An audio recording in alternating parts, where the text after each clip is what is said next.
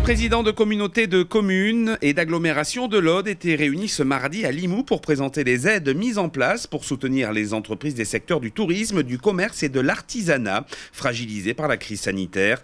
Un objectif commun, la relance économique, avec notamment le prêt à taux zéro avec un différé de remboursement de 18 mois échelonné sur 2 ans. Dans l'Aude, on a la chance, je dirais, d'avoir des intercommunalités unies dans une même démarche, dans une démarche collective, que ce soit les agglos, que ce soit les communautés de communes, quel que soit le territoire, et bien sûr en respectant nos spécificités.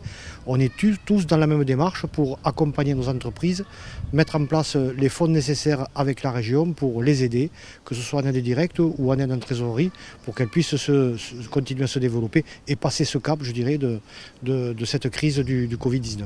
Pour le Régis Banquet, cette crise aura des conséquences sur les recettes fiscales des intercommunalités.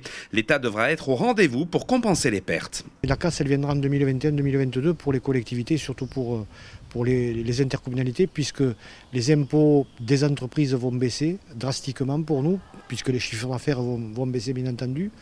Pour nous, pour l'agglo de Carcassonne, à titre d'exemple, c'est à peu près entre 3 et 5 millions d'euros. C'est 35% de notre recette fiscale professionnelle qui va baisser.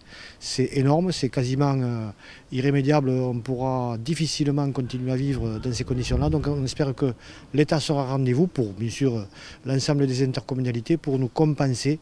Je dirais parce que cette compensation derrière, c'est de l'investissement pour les entreprises, des carnets de commandes qui se remplissent et bien sûr de l'emploi qui est maintenu, voire augmenté. Donc pour nous, il est vital que l'État soit au rendez-vous et on espère beaucoup sur la loi de finances qui sera votée dans les prochains jours que l'État vienne compenser ces pertes fiscales pour l'ensemble des intercommunalités. À noter que ces mesures d'aide pour les entreprises seront effectives jusqu'à la fin de l'année.